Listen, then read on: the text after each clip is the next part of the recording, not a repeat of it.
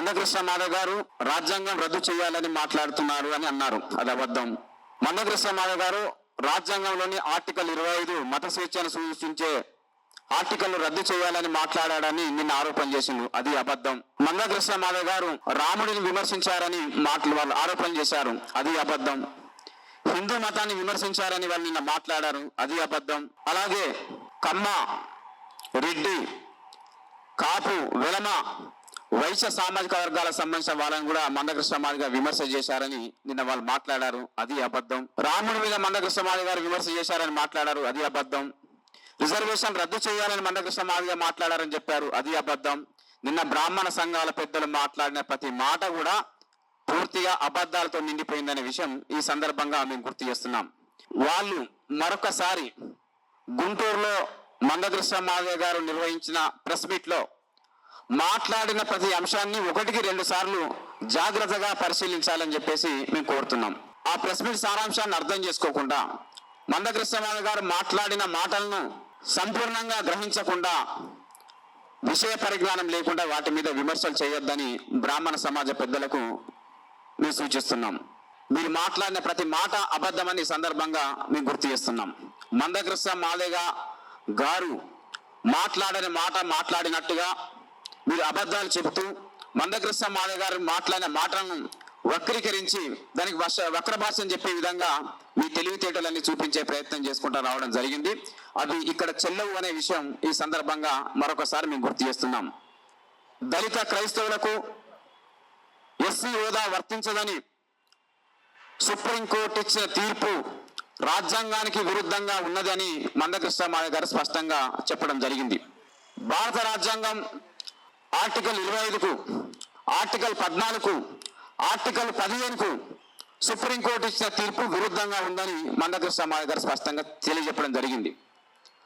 కాబట్టి రాజ్యాంగానికి విరుద్ధంగా ఉన్నటువంటి ఈ తీర్పును మేము వ్యతిరేకిస్తున్నామని ప్రకటన చేయడం జరిగింది. 1950 రాష్ట్రపతి ఉత్తర్వులు పూర్తిగా వివక్షతో కూడుకున్నటువంటి ఉత్తర్వులు, దళితుల యొక్క మత స్వేచ్ఛను హరించే ఉత్తర్వులు, అలాగే దళితులకు మత స్వేచ్ఛ లేకుండా రాజ్యాంగం 25కు విరుద్ధంగా ఉన్నటువంటి ఉత్తర్వులు. కాబట్టి ఆ రాష్ట్రపతి ఉత్తర్వులను రద్దు చేయాలని మందకృష్ణ మాధవ్ గారు డిమాండ్ చేశారు. దీన్ని బ్రాహ్మణ సమాజ పెద్దలు అర్థం చేసుకోవాలని కోరుతున్నాం. మందకృష్ణ మాధవ్ గారి డిమాండ్ రాజ్యాంగాన్ని రద్దు చేయమని చెప్పలేదు. 1950 రాష్ట్రపతి ఉత్తర్వులను రద్దు చేయాలని సూటిగా స్పష్టంగా చెప్పడం జరిగింది. దాన్ని మీరు సరిగ్గా అర్థం చేసుకోలేరు. రాష్ట్రపతి ఉత్తర్వులు రాజ్యాంగానికి వ్యతిరేకంగా ఉన్నాయి కాబట్టి, రాజ్యాంగంలోని ఆర్టికల్ 14కు, 15కు, 25కు వ్యతిరేకంగా ఉన్నాయి కాబట్టి వాటిని రద్దు చేయాలని మందకృష్ణ మాధవ్ గారు మాట్లాడడం జరిగింది. దాన్ని మీరు గ్రహించలేకపోయారు. రాజ్యాంగం రద్దు అనేది మీ రహస్య ఎజెండా తప్ప మాది కాదు. రాజ్యాంగ రక్షణ మా ఎజెండా, రాజ్యాంగ రద్దు బ్రాహ్మణుల ఎజెండా. అందుకే మీకు రాజ్యాంగ రద్దు అనే అంశాన్ని మీరు పదే ప్రస్తావించడం జరిగింది. మీ కుట్రలు చెల్లవు అని ఈ సందర్భంగా మేము స్పష్టంగా సూచిస్తున్నాం. రాష్ట్రపతి ఉత్తర్వులు దళిత సమాజం మీద ఆంక్షలు విధించినటువంటి ఉత్తర్వులు కాబట్టి, అవి రాజ్యాంగానికి విరుద్ధమైన ఉత్తర్వులు కాబట్టి వాటిని వెంటనే రద్దు చేసి దళిత క్రైస్తవులకు ఎస్సీ హోదా కల్పించాలని ఎంఆర్పీఎస్ అధినేత మందకృష్ణ మాధవ్ గారు డిమాండ్ స్పష్టంగా చేయడం జరిగిందని ఈ సందర్భంగా మేము గుర్తు చేస్తున్నాం. దీంతో పాటు నిన్ననే మీరు దళిత క్రైస్తవులకు ఎస్సీ హోదా కల్పించడాన్ని మేము వ్యతిరేకిస్తున్నామని నిన్న మీరు మాట్లాడిండు. సుప్రీంకోర్టు ఇచ్చిన తీర్పును మేము స్వాగతిస్తున్నామని మీరు మాట్లాడిండు. సుప్రీంకోర్టు తీర్పును మీరు స్వాగతించడం అంటే రాజ్యాంగానికి విరుద్ధంగా మీరు వ్యవహరించడం. దాన్ని బట్టి మీరు రాజ్యాంగ వ్యతిరేక శక్తులు అనే విషయం స్పష్టంగా అర్థమవుతున్నది. భారత రాజ్యాంగం ఈ దేశంలోని ఏ పౌరుడైనా సరే తమకు నచ్చిన మత విశ్వాసాలను పాటించవచ్చని, తమకు నచ్చిన మతాన్ని ఎంచుకోవచ్చని, తమకు నచ్చిన మతాన్ని ప్రచారం చేసుకోవచ్చని రాజ్యాంగం స్పష్టంగా చెప్పింది. మరి ఆ మత స్వేచ్ఛ దళితులకు ఎందుకు వర్తించదో బ్రాహ్మణ పెద్దలు సమాధానం చెప్పాలని మేము డిమాండ్ చేస్తున్నాం. 1950 రాష్ట్రపతి ఉత్తర్వులు రావడం వెనుక ఆనాటి ప్రధానమంత్రి జవహర్లాల్ నెహ్రూ బ్రాహ్మణుడు, ఆనాటి రాష్ట్రపతి బ్రాహ్మణుడు, ఆనాడు క్రైస్తవుల తరపున చర్చల్లో పాల్గొన్నటువంటి వ్యక్తి బ్రాహ్మణుడు. కాబట్టి 1950 ఉత్తర్వులు అనేది బ్రాహ్మణుల కుట్ర వల్ల వచ్చిందని మందకృష్ణ మాధవ్ గారు సూటిగా స్పష్టంగా విమర్శ చేసిండు. దానికి మీరు ఇప్పటి వరకు సమాధానం చెప్పలేదు. మీరు ఎందుకు సమాధానం చెప్తలేరు? మీ కుట్రల వల్లనే రాజ్యాంగానికి విరుద్ధమైన ఉత్తర్వులు వచ్చాయని మందకృష్ణ మాధవ్ గారు ఆరోపించారు. ఆధారాలతో సహా బయట పెట్టారు. దానికి ఇప్పటి వరకు మీరు ఎందుకు సమాధానం చెప్తలేరు? మీరు ముందుగా దాన్ని స్పష్టంగా బయట పెట్టాలని మేము డిమాండ్ చేస్తున్నాం. మీ కుట్రల వల్ల దళితులు మత స్వేచ్ఛ కోల్పోతే, మీ కుట్రల వల్ల దళిత క్రైస్తవులు ఎస్సీ హోదా కోల్పోతే దాన్ని ఆధారాలతో సహా మందకృష్ణ మాదిగ గారు సమాజం ముందు పెట్టడాన్ని మీరు జీర్ణించుకోలేకపోతున్నారు. అందుకే నిన్నటి ప్రెస్ మీట్ లో మీలో అభద్రతా భావంతో మాట్లాడిన మాటలు కనబడుతున్నాయి. మీలో అభద్రతా భావం ఉంది, మీరు కలవరానికి గురయ్యారు, మీలో మానసిక ఆందోళన ఉన్నది. అందుకే మీరు స్పష్టంగా సూటిగా నిన్న ప్రెస్ మీట్ లో మాట్లాడలేకపోయారు. మీరు సుప్రీంకోర్టు తీర్పును స్వాగతించడం అంటే రాజ్యాంగానికి వ్యతిరేకంగా వ్యవహరించడమే. ఆ రాజ్యాంగ వ్యతిరేక విధానాల నుండి బ్రాహ్మణ సమాజ పెద్దలు బయటపడాలని ఎంఆర్పిఎస్ కోరుతున్నది. దళిత క్రైస్తవులకు ఎస్సీ హోదా కల్పిస్తే, దళిత క్రైస్తవులకు రిజర్వేషన్లు లభిస్తే అది దళిత హిందువులకు అన్యాయం చేసినట్టు అవుతుందని చెప్పేసి ఒక వైషమ్యాలు సృష్టించే ఒక కుట్రపూరితమైన మాట నిన్న బ్రాహ్మణ సమాజ పెద్దలు మాట్లాడడం జరిగింది. నేను వారికి సూటిగా స్పష్టంగా ప్రశ్నిస్తున్నా, దానికి సమాధానం చెప్పాలి. మీరు ఈడబ్ల్యూఎస్ కోటాలో రిజర్వేషన్లు పొందుతున్నారు.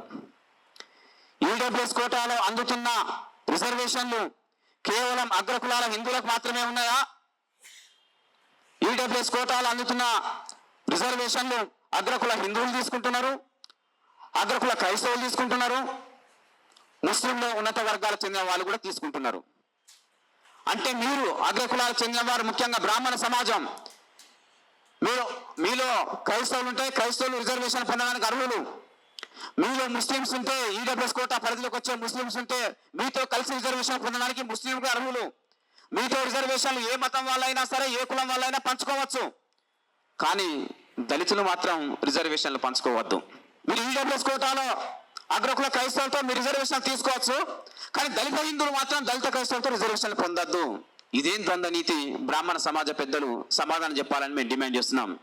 మీకు చిత్తశుద్ధి ఉంటే, మీకు నిజాయితీ ఉంటే ఈడబ్ల్యూఎస్ కోటాలో వస్తున్న రిజర్వేషన్లు అగ్రకుల క్రైస్తవులకు తీసేయాలని డిమాండ్ చేసే నిజాయితీ మీలో ఉన్నదా? దాన్ని మీరు కట్టుబడి ఉంటారా? ఈడబ్ల్యూఎస్ కోటాలో ముస్లింలకు అందుతున్న రిజర్వేషన్లు రద్దు చేయమని మాట్లాడే నిజాయితీ మీకున్నదా? ఆ ధైర్యం మీరు చేయగలుగుతారా? మీ దగ్గర సంస్కరణలు తీసుకొచ్చుకోకుండా మీరు రిజర్వేషన్లు ఇతర మతాలతో పంచుకుంటూ మిగతా వాళ్ళు ఎవరు పంచుకోవద్దని మాట్లాడడం అనేది మీ అవివేకమైన మనస్తత్వానికి స్పష్టమైన నిదర్శనం. ఇకనైనా మారాలని ఈ సందర్భంగా మేము సూచిస్తున్నాం.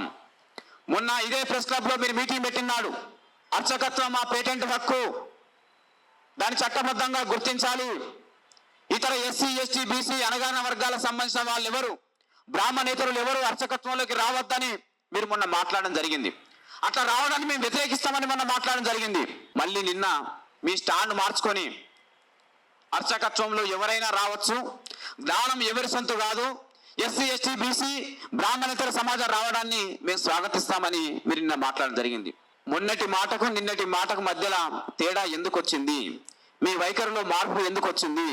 మీరే సమాధానం చెప్పాలి.